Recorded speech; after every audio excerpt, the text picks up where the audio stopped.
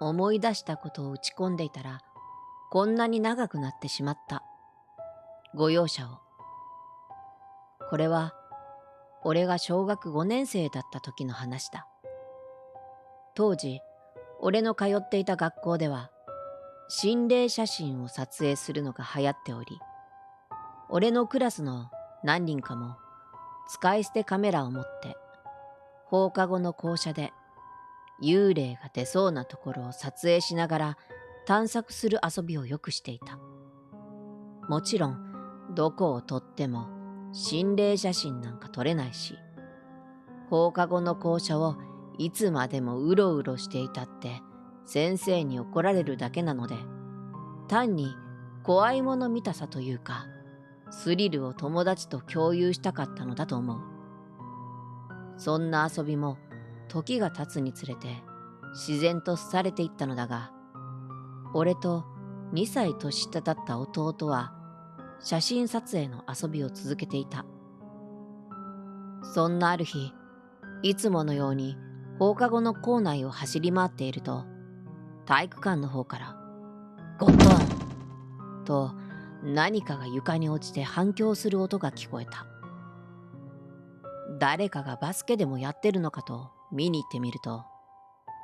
誰もいない。しかし、体育館のステージの前に緑色の一輪車が1台放置されていた。俺も弟も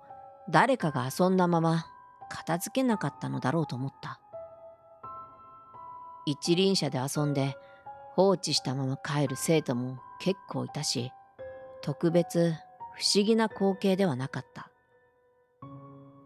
ところが、その一輪車はつい今乗り捨てたかのように車輪が打力でわずかに回っていた。おかしいなと思って、いつも放課後に心霊写真遊びしていた友達の T の仕業ではないかと、ステージの裏に向かって名前を呼んでみたが、応答はない。弟が誰か隠れていないか調べてみたが、ステージの裏はおろか、体育館の倉庫にも誰もいなかった。放課後なので、体育館と校舎をつなぐ通路以外は扉にすべて鍵がかかっていたし、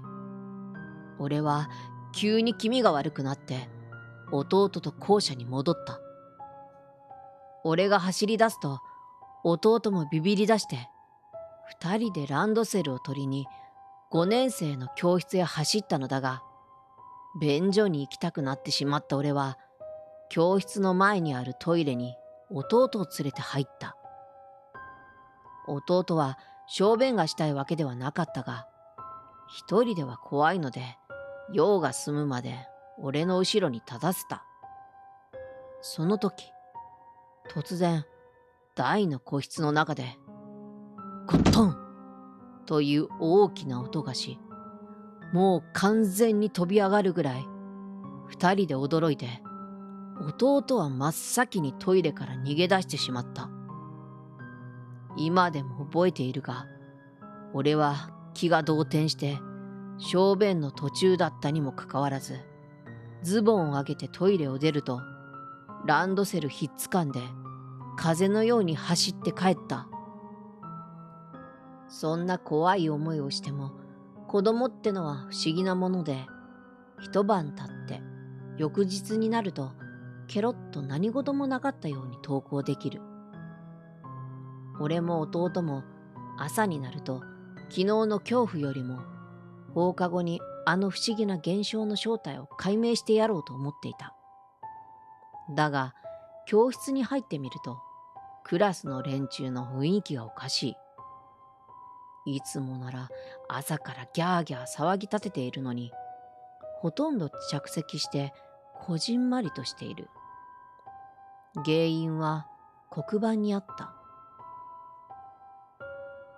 昨日放課後に一輪車で遊んで片付けなかった人がいます。遊んで片付けなかった人は休み時間に〇〇先生に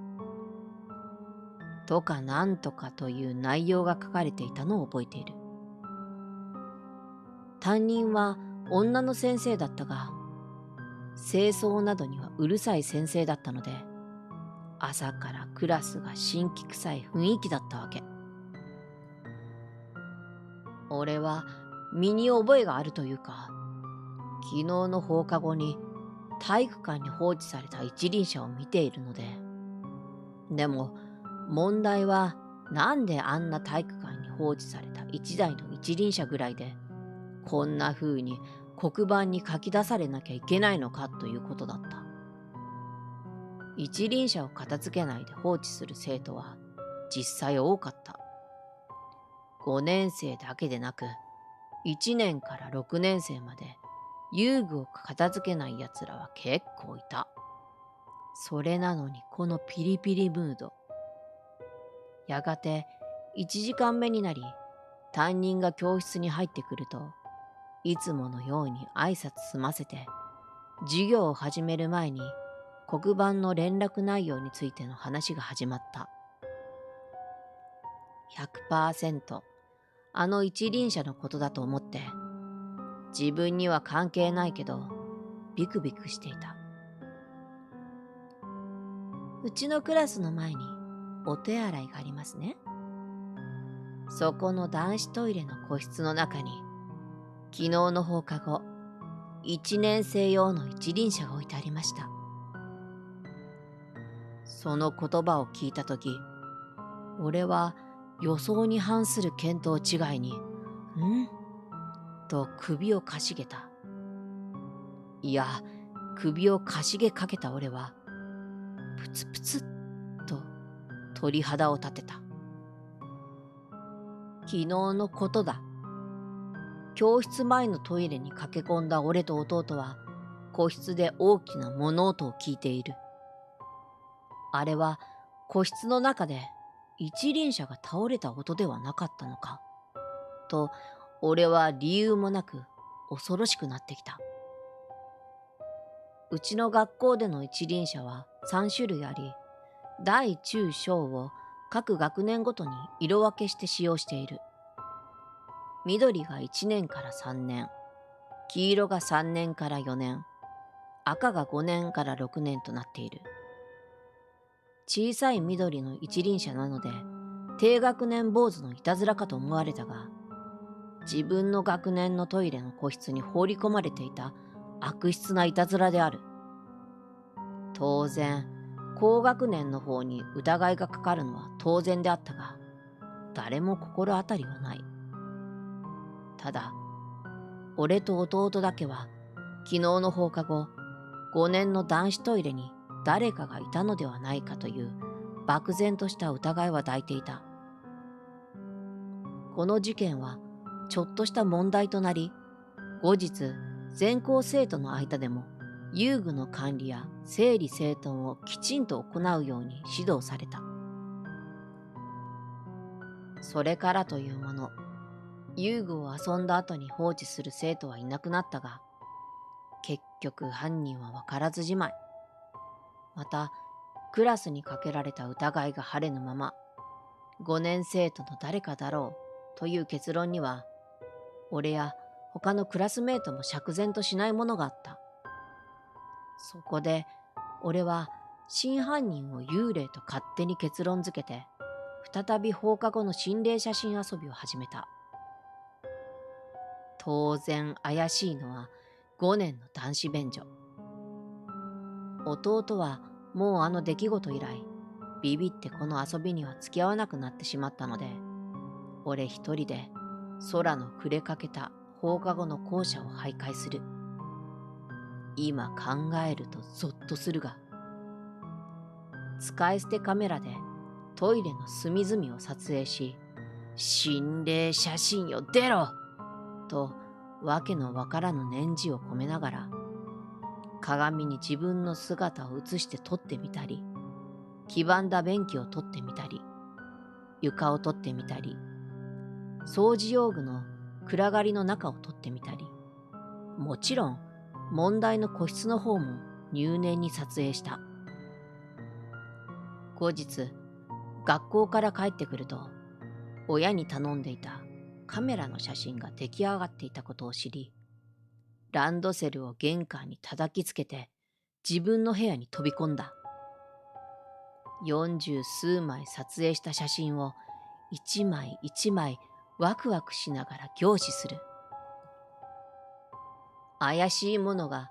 少しでも映っていたら、あの放課後の出来事は幽霊の仕業だったのだと自分で納得できるからだった。しかし、現実とは味気もないもので、撮影したすべての写真には心霊らしきものは何も写ってなかった。ピントもろくに合わず、めちゃくちゃなアングルからの便所一色の写真だ。俺はひどくショックを受けて、もう今後は心霊写真などという馬鹿げた遊びはやめようと思った。ところが、机の上に散らかした写真を封筒に戻そうとしていたとき、ある事実に気がついた。何のことはない。現像された写真よりもネガフィルムに写っている枚数の方が2、3枚多いのだ。その足りない分のネガを窓に当てて見てみると、ネガではよくわからなかったが、トイレの個室を写したものであった。そこで俺は写真の枚数が足りないことを母親に尋ねてみると、母親は奥歯に物がつっかえたような言い方で、あ、残りのはね、捨てた。俺はこの母親の一言に心底腹を立てたのを覚えている。俺が撮影したのに勝手に捨てられたのではたまったものではない。母親の意図も理解せず、俺は一人でプリプリ怒りながら、今のゴミ箱の中身を向かっ腹立ててひっくり返し、ぶちまけ、捨てられた写真を探した。そして、あの瞬間だけは、今も脳裏にこびりついている。2、3枚だったと思うが、ゴミに混ざって、必要にねじ曲げられた写真を発見した。母親のやり方が頭にきた俺は、一枚の写真を無理やり広げる。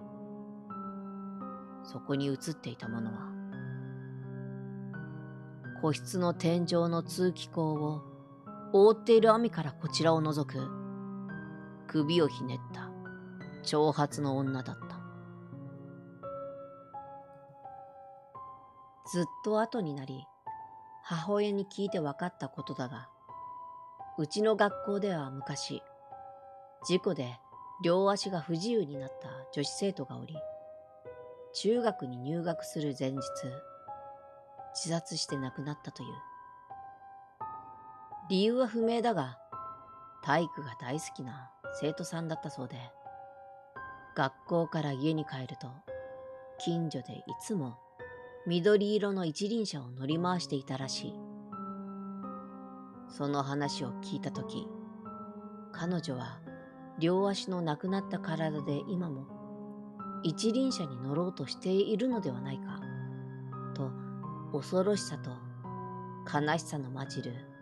複雑な気持ちになったのを覚えている。以上が俺の小学校の頃の思い出だが、実はこの話には続きがある。俺が小6になった6月のことだったと思うが、同じクラスの生徒で放課後、バケツで育てていた稲に水を差していたやつが、奇声を上げながら廊下を四つん這いで走る女を見たのだという。その話を聞いた女子がキャーキャー怖がり、男子はみんなそいつをバカにしてからかっていたが、俺が学校を卒業する頃には、クラスの連中がその女の幽霊をつんばいさん、つんばいさんと呼ぶようになった。四つん這いだからつんばいさん。でも俺は知っている。彼女にはとっくに両足なんかないこと。何でも稲に水を差していたその生徒の話では、四つん這いで走っていた女の両足は足ではなく両手だったんだと。